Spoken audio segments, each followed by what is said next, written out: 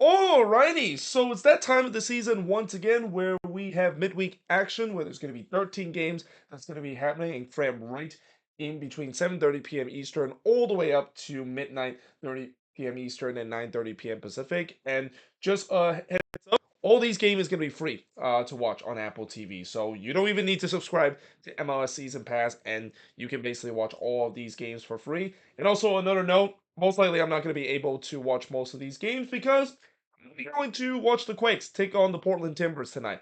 Why you ask? I decided to watch my team that has just been a wooden spoon contender this season. Well, the tickets are cheap. I mean, I haven't been to an MLS game since I went to watch Minnesota take on the Galaxy back in May. I mean, I only pay like $40, and that's including fees as well. So if you don't include fees, it probably only costs like $25 and so. And something tells me the fees are probably pretty big because I bought it off of Ticketmaster, and Ticketmaster is notorious when it comes to fees. But I also thought that, as I'll mention in that game when I get to review, is that that game could have some MLS After Dark kind of shenanigans, like what we saw the last time when the Timbers take on the San Jose Quakes. Though, as a Quakes fan, yeah, I definitely remember that game, and I'm pretty sure Quakes fans would want to have revenge after what happened that fateful night at Providence Park.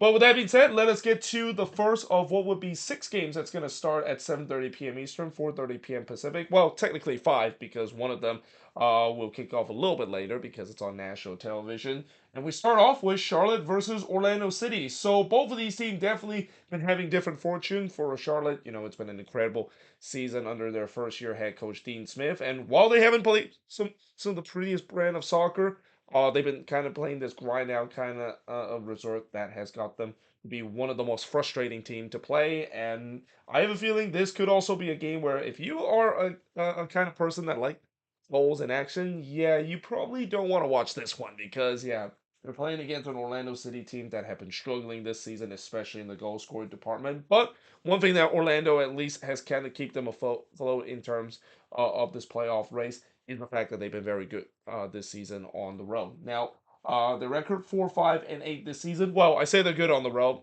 I mean, they're sort of good on the road. Three of their four wins this season has come on the road. All-time meeting 2-1-2 is the all-time meeting. Last five head-to-head matchup. Actually, I only included the last four, but it was a 1-1 draw between both of these teams before Charlotte winning 2-1 on the road against Orlando. Then it was a 2-1 road win that Orlando had against Charlotte, and then Orlando won 2-1 against Charlotte FC. So yeah, it's a bit of a mixed bag in terms of this resort. And again, if you expect this game is going to be high scoring, there's a lot of action. This might not be the game you want to watch, and that's kind of the case for most Charlotte game this season. They're not going to be fun to watch. They're not going to be kind of a goal fest that you may see in other games. But again, Charlotte fan wouldn't care because this has been an incredible season. This is by far the best season that they have ever had in their short year in MLS and in their third season, and they wouldn't complain in terms of this brand of soccer.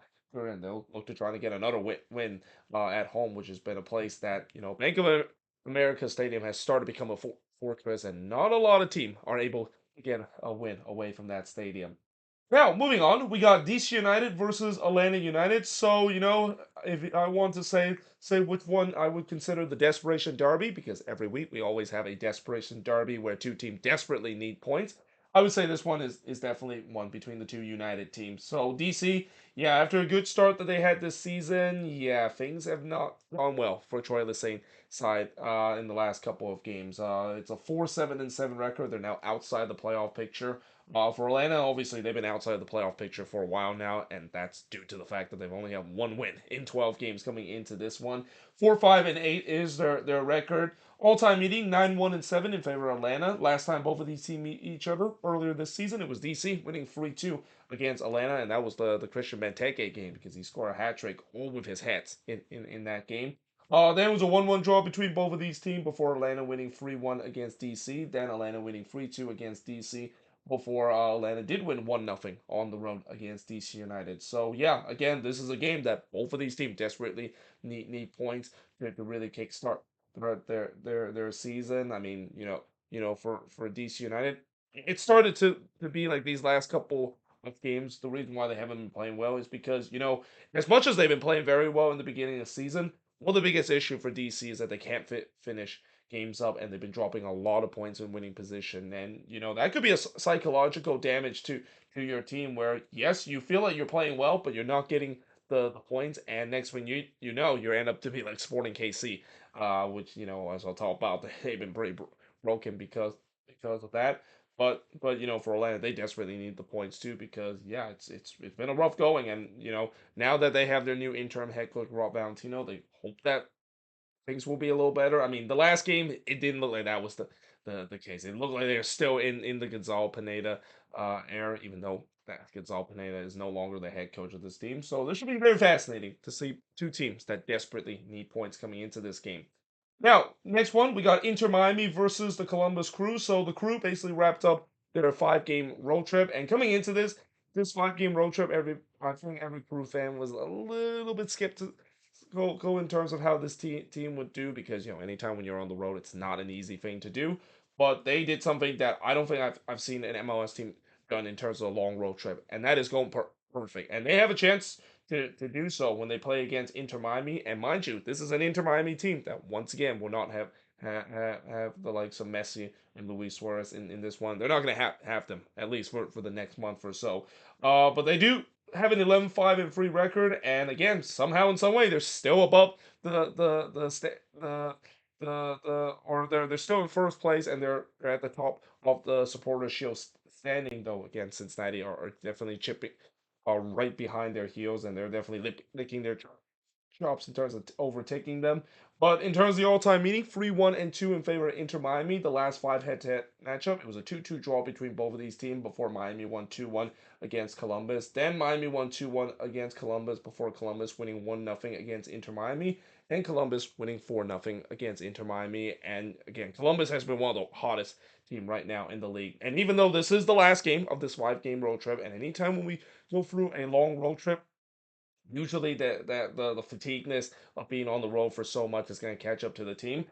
I don't think that's going to be the case for the Crew, and a lot of that is because they did had a bit of a break in between this 5-game road trip, where they would prepare for the Concacaf Champions Cup final against Pachuca. And I'll just leave it at that, because I'm pretty sure Crew fans, and certainly as an MLS fans, I kind of don't want to talk about what happened in on that unfaithful night in Pachuca. But yeah, there's no doubt the Crew is looking, they're trying to get another win. And that, again, for Inter Miami, they've been relying on a lot of black magic lately, and they're to maybe do the same thing in this one against a very strong Columbus Crew team that's charging up the standings in the Eastern Conference. Then we got Montreal versus the New York Red Bulls. So Montreal 4-6-7, while the Red Bulls got 8-6-4. By the way, Montreal got a clean sheet in the last game, which feels like it's a once in a blue moon thing, because this is a team that has really struggled in terms of keeping the ball out of the net, and yet somehow they held against one of the hottest team in the league, and a team that is currently at the top of the West in RSL, and they're looking to try to do the same thing against a Red Bulls team that they know that they want to get 3 points, and especially after just a very frustrating result against Nashville, a game that they absolutely should have won with the way that they dominated that one. But in terms of the all-time meeting, 14-3-13 in favor of the Red Bulls. Or at least the last 5 head-to-head meeting, it was a 2-1 win the Red Bulls had against Montreal before Montreal won 2-0 against the Red Bulls. Then Montreal well, actually, no. The Red Bulls won 1-0 on the road against Montreal before Montreal won 2-1 on the road against the Red Bulls, and the Red Bulls winning 1-0 against Montreal. So a bit of a mixed result in terms of how both of these teams has done. Both of these teams has won at home and also on the road. So yeah, we'll see how this is going to turn out. And again, for the Red Bulls, they definitely want to get a win after, again, they look so dominant in that game against Nashville, but just the finishing is not there to see. And I think maybe part of that is because they missed some of their heavy hitters. I think even Frostberg is back with this team. Obviously, Lewis Morgan is not, because he's going to be with Scotland until that team get eliminated in the Euro. So they're a little short in terms of the attack, and in terms of some of the depth that they have on the attack, it's not the same in terms of the top end talent that they have on the attacking end, and what makes them really good this season, being at the 3rd spot right now in the East. Now, moving on, we got Toronto versus Nashville SC. So Toronto, yeah, in the last game, they definitely had one of those kind of games where, as good as TFC has been this season, and as a miraculous season that they have been, and John Herman has definitely worked some miracle to this team, they still have these kind of performance this season where it's very mirror of last season, and kind of is one of the reason why you think that this team potentially they could still miss out on the playoffs. But the good news is they face against a Nashville team that they sort of kind of got that interim head coach boost, although it's been kind of a mixed bag lately. But they do come into this game with 4-8-5 record. All-time meeting, Nashville actually leads the all-time meeting 3-3 and 2 in favor of Toronto. Last five head-to-head, it was a 2-0 Nashville win against Toronto before it was a 1-1 draw between both of these teams. Then it was a 0-0 draw between both of these teams. Then Toronto won 4-3 on the road against Nashville, before Toronto won 2-1 against Nashville SC. So yeah, there's no doubt that John Herman's side would want to bounce back after just normally I would say that was the worst performance that they put this season. I mean, they got absolutely blown apart by the Chicago Fire, a team that haven't won a single road game up to that point, and a team that was struggling. And we'll see whether they can bounce back. I mean, even if this team is going to be inconsistent, and even if this team will have these kind of moments that they look like the team from last season, that won the wooden spoon. At least it's still a big upgrade compared to what we saw last year, and that again, everybody should know, and at least Toronto fans should know, they're still in this deep rebuild. They're just because they have an incredible both season so far doesn't mean there's going to be no growing pain. The last game I think was a quick reminder that yeah, they are still in the deep rebuild, and they're going to have these growing pains where they're going to look like a team last season that just get absolutely blown apart by their opposition, and their hope to try not to do so against Nashville, though something tells me probably not, because again, Nashville this season has been pretty toothless on the attack, and part of that is because Hani Mukhtar has been, once again been a no-show, at least in the last couple games. Now, moving on, we got Cincinnati versus the Philadelphia Union. So this, of course, is a matchup that I'm pretty sure everybody always circle in the beginning of the season, but it kind of feels like it hasn't been really the same, mainly because you have one team that is Cincinnati that obviously has been the class of the East, and I do think that they are definitely one of those teams that is going to be the team to beat in the Eastern Conference. Sorry, Miami fans, but I do think that Cincinnati is probably still a team to be considered. They're the most balanced team, both on the attack and on the defensive end. Whereas they face against a Union team that, well, the Union, they desperately need a win after that embarrassment that they suffer on the weekend against Inter Miami, losing to a side that were down to 9 men and giving up the winning goal while the other team was down to 9 men. And it kind of doesn't help that they do face against one of the best team in the league, if not the best team right now in the league, that is Cincinnati, with an 11-3-3 record. This game, of course, 7:45 p.m. Eastern, 4:45 p.m. Pacific, but most likely it's going to kick off 25 minutes after 7:30 because this game is on the Fox network. All-time meeting, 6-3-3 in favor of the Union. By the way, I have a feeling Fox are not going to start to carry some of these MLS games because they're going to be pretty busy in these next couple of months in terms of the soccer that they'll broadcast. Obviously, they have the rights to the Euros. Now, they of course will also have the rights to Copa America, and I know a lot of fans are not happy about that, and I don't blame them because Fox has not done a good job in terms of covering the Euros or Copa America, especially the commentary too.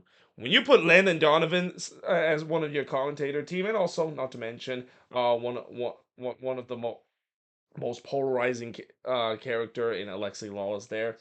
Yeah, that's not gonna get you help in terms of ratings and popularity within the soccer community in the U.S. But either way, back to this game. It's a 6-3-3 all-time record in favor of the Union. Last five head-to-head, it was Cincinnati winning 1-0 against the Union. I believe that was in the playoffs, if I'm not mistaken. Then it was a 2-2 draw between both of these teams before Cincinnati winning 1-0 against the Union. Then the Union won 1-0 against Cincinnati, and I know that was definitely in the playoffs because that was part of the time when they went all the way to MLS Cup before eventually losing to LAFC in MLS Cup. But then Cincinnati win 3-1 against the Philadelphia Union. So again, this is a game that and theoretically it should be a good game, but again, with the way that Cincinnati has been playing very well, and the Union has just looked like a shell of their old self, and there's a lot of question heading into the summer is that Is this finally the time where they tear down the old core? Like with the way that there's been a lot of rumors of Julian Carranza moving on, it seems like that is the case where they are starting to tear up the old core and hope to go through a bit of a building period. And that's got to be disappointing too, because after all these years of this window of contending, you know, potentially gone out of this window of contending and probably the best period that the Union has ever had in their MLS history, with zero trophy to their name.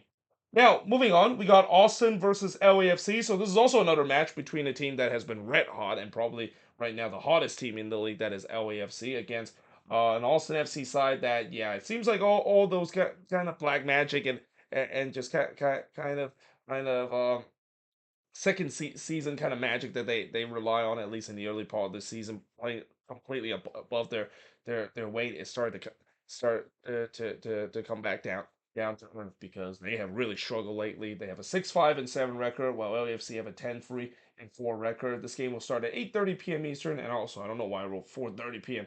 Pacific. It should be 5:30, and also I did it again here as well in this Dallas and Minnesota game, as I'll talk about in a bit.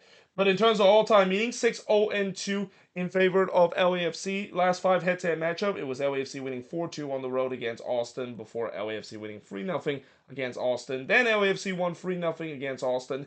Then Austin had an impressive 4-1 win at home against LAFC, and then they have even a more impressive win by winning 2-1 on the road against LAFC. But yeah, that was back in their incredible second season, and something tells me this could be ugly for Austin as well. Again, I know the season that they have played a little bit better compared to when they're on the road, but that's not saying much. In that, again, this is an LAFC team. They look like the team that is going to not only charge up in the West. I mean, they're already second right now in the West. They're hot on RSL heel, and maybe even birth into the supporter shield conversation again, with how good that they've been, and now pulling off, I think, 6 games in a row with a win.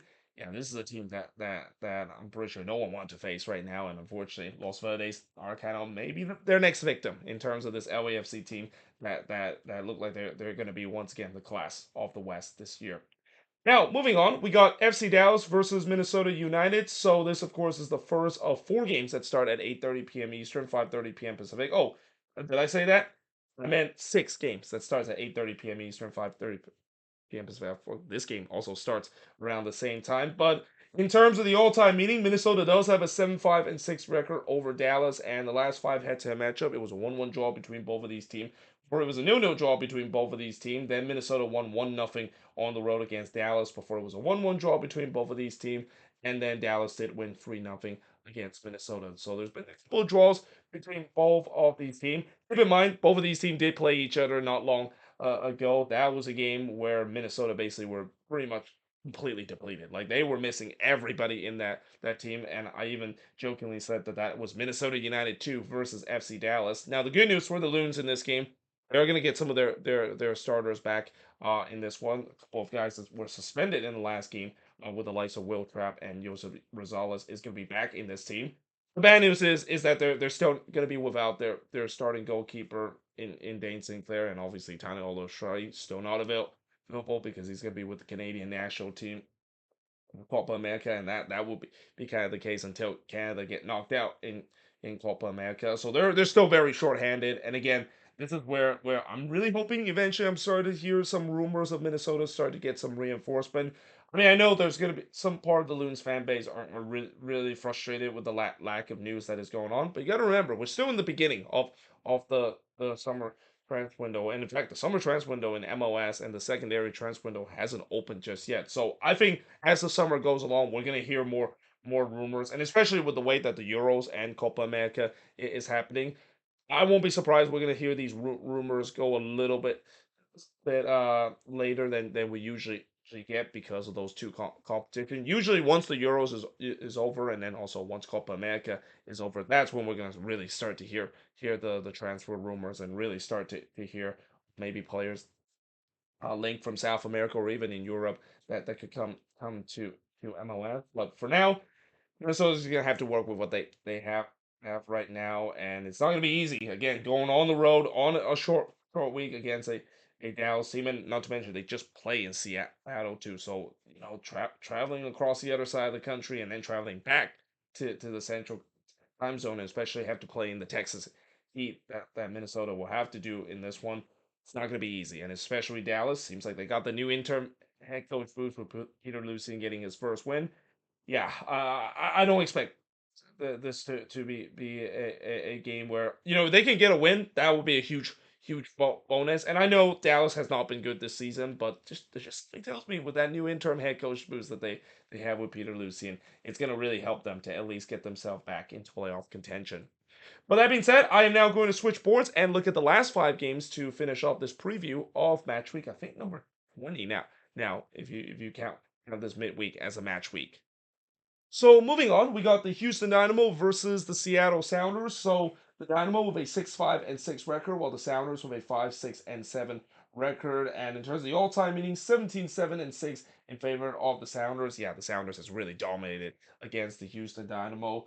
And that included a 1-0 win that they had against the Dynamo before the Sounders did win 1-0 on the road against Houston. Then it was a 2-1 home win against the Dynamo before a 1-0 road win against the Dynamo. But the Dynamo did win 2-1 against the Seattle Sounders. So it's been 4 straight games that the Sounders are able to get a win against the Houston Dynamo. But we'll see whether or not if they can do so in this one because, obviously in terms of who's the favorite, I think the Dynamo are probably the favorites considering that, yes, I know they did play a road game on the weekend and they have a short week to prepare for this, but they do have more quality in terms of the form that they in compared to the Sounders that has been very inconsistent this season. I mean, every time that they got a big win on the road, and Sounders fans that are saying that, well, this is finally the time when we make a good run, then they falter in the very next game. And most of that time, that usually happens when they're on the road. So, yeah, they're on the road in this game. And not to mention, again, just like what I said about Minnesota, have to dealing with the Texas Heat. It is not easy to deal with the Texas Heat in Houston. And that Sounders are going to be in for a challenge in this game against a Dynamo team that is looking to try to get another win to get themselves self-improve. And also, not to mention, they made a big signing this week in bringing in Ezekiel Ponce, a DP number 9 that they desperately needed, and they finally got the answer. I don't think he's going to make his debut in this game because obviously the transfer window hasn't opened. You can't really bring a guy into your team immediately when the transfer window hasn't opened, but he is going to be a huge piece with his Dynamo team and hope that maybe Houston could be a team that could really not only make it to the playoffs, but push for those top 4 spots like what we saw last season too. Now, moving on, we got Sporting KC versus RSL. Now, on paper, this looks like it's a one-sided affair because everybody thinks that RSL is going to clearly get the win in this game because they've been very good this season on the road and they have this long unbeaten run with their hand, whereas they face against an SKC side that, well, they finally did have their long winless run comes in and against the Sounders. Yeah, they were giving a reminder in that game against the Galaxy. See that they are still having a very rough season. They have a 3-5-10 record, whereas RSL 9-7-2. All-time meeting 18-11-16 in favor of RSL. Last 5 head-to-head, it was RSL winning 1-0 against Sporting KC before RSL, or actually Sporting KC winning 3-2 on the road against RSL. Then it was a 2-2 draw between both of these teams, then RSL winning 3-0 against Sporting KC, and then Sporting KC winning 1-0 against RSL. So again, on paper, it looked like it could be an easy win for RSL, but this is where I gotta remind you that this is MLS. Nothing is easy. Nothing is giving. This is why I stopped telling uh a certain team that congratulations, you get your win because I usually jinx that and I have to apologize to the fan base when that, of course, happened in my review. So I'm not going to say this is a guaranteed win from RSL, and especially with the way that one of the other thing I've seen with these midweek action. Do not be surprised that we could see some surprising result in these midweek action. We have seen it before this season. Remember a couple of midweeks when the top 2 teams in MLS suffered losses at home. Do not be surprised that could be the case again because one of the thing about midweek games is that you basically have to play on a short week. Fatigues could be a factor, and that could be the case for RSL too because they travel all the way across the other side of the country in the East Coast to Montreal. Now have to play on the road once again on a short week against Sporting KC. And while Sporting has not been great this season at home whatsoever, I will not be surprised they might put up a fight in this game, and that again, this could be a game that I think could spring a bit of a surprise. Though saying that, I'm probably just jinx Sporting KC fans, and they're probably getting absolutely blown out in this game against RSL, aren't they? Now, moving on. Speaking of another team that is struggling right now, and that, of course, is St. Louis City. So they play against a team that also is doing pretty well. That is the Colorado Rapids with a 7-4-7 record, while St. Louis 3-9-5 is the record. It's been a huge fall from grace compared to the incredible first season that they had. But in terms of the all-time meeting, there's only been two other meetings between both of them, and St. Louis won one of them while drawing the other. The one that they won was a 2-0 win against the Rapids before it was a 1-1 draw between both of these teams in the first ever meeting. And again, this is another game where you would think that the Rapids should be able to get a pretty easy win, right? Well, here's the thing. The Rapids, this season they've been okay on the road. They haven't been perfect.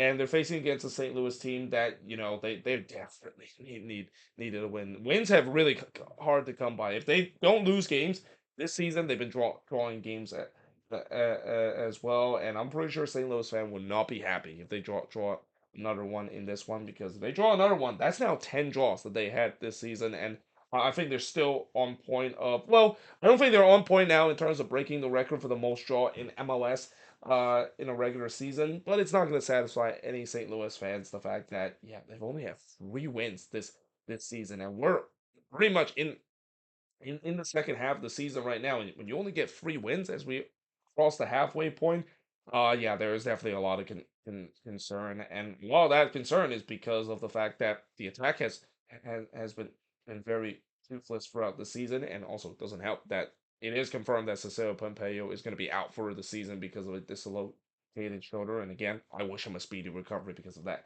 very scary injury that he suffered against Dallas in the last match week.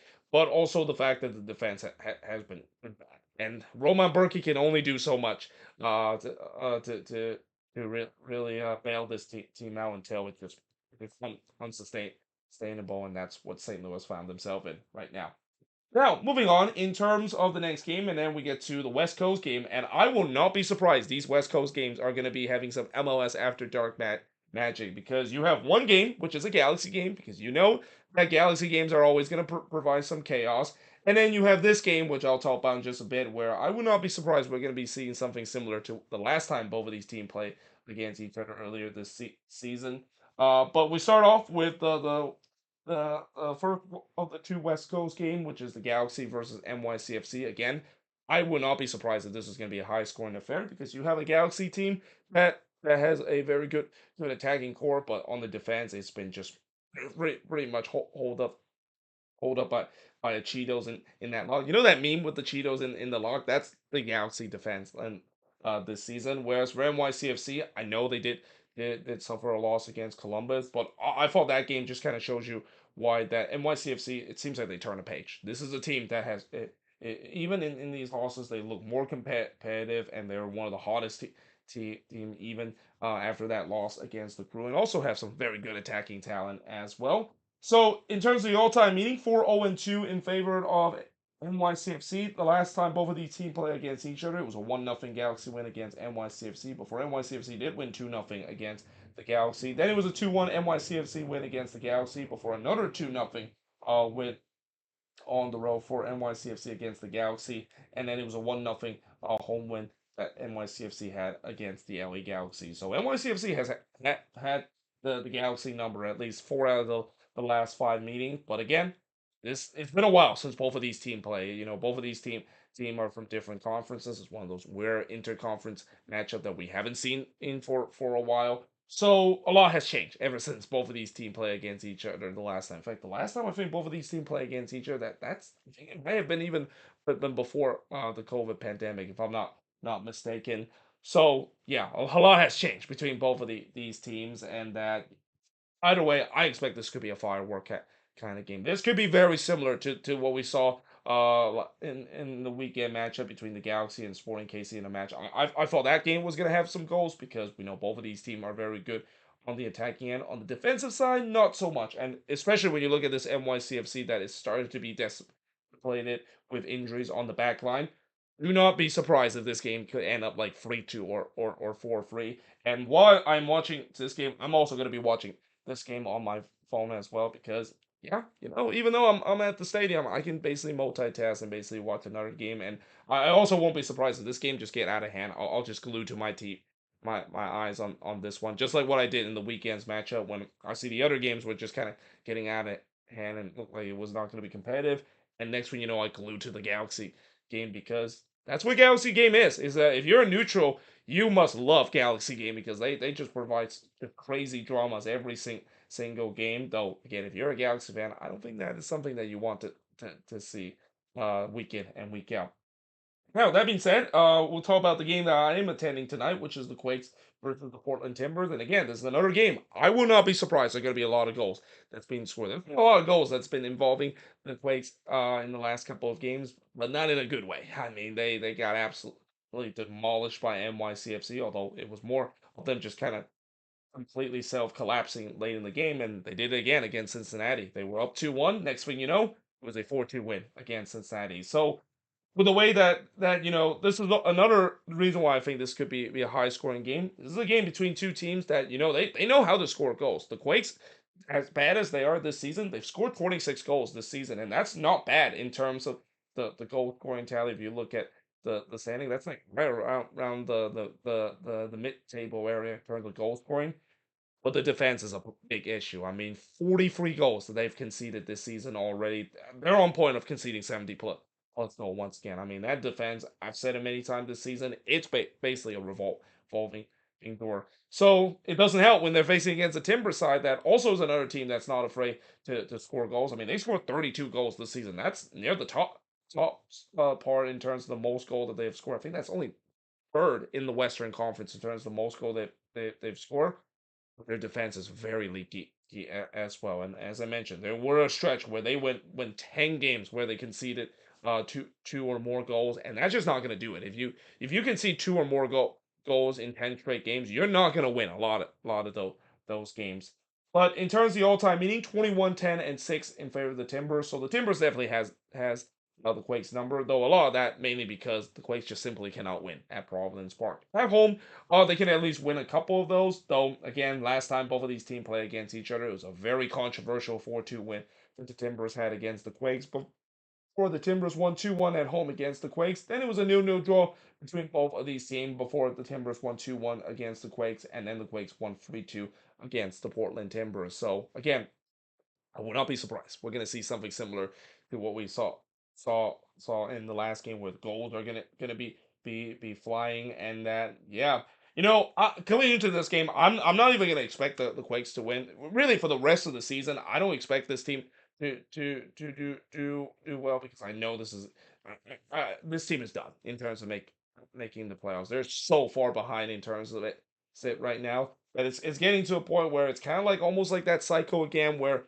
you hope that they started to make some reinforcement on the defense so that they can build up for next season. Because I know the attacking pieces is definitely there, but they need to have some defensive reinforcements, and we'll see whether or not if they do so. They have to do it. I mean, in the summer, I would be shocked if they don't do it. Though I will also at the same time won't be shocked because this team is owned by John Fisher. I mean, when it comes to spending, that's something that the Quakes don't usually do a lot, especially on the needs that they absolutely have to fix, which is clearly on the defensive front and maybe even in the goalkeeping department as well. Because as bad as the defense has been, it doesn't also help that William Yarbrough is among one of the worst goalkeepers in the league in terms of the stats and even looking at the XGs that we've seen with goalkeepers around the league.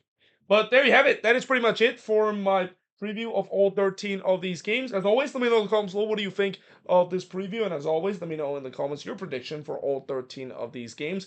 Most likely, I'm going to do a mega review on Thursday looking at all of these games because, obviously, whenever there's a midweek action, it's hard to split into two parts when I have to do the preview on Friday of the weekend action. So, yeah, it's going to be a mega review on Thursday, and it's probably not going to be one that's going to be very thoroughly detailed because, like I said, I don't think I'm going to be able to watch all these games. I'll try my best in terms of watch as many as possible. But when I'm at the stadium, I'll probably be watching the Dallas and Minnesota game, and then of course I'll be watching this one and definitely this one as well. And I wouldn't even be surprised if this one get out of hand. I might be glued to this game because I have a feeling this game probably won't be out of hand. Um, as I expected. But either way, hope you guys enjoyed this video. If you do, make sure you guys do like, smash the subscribe button, and yeah, I of course will see you guys next time.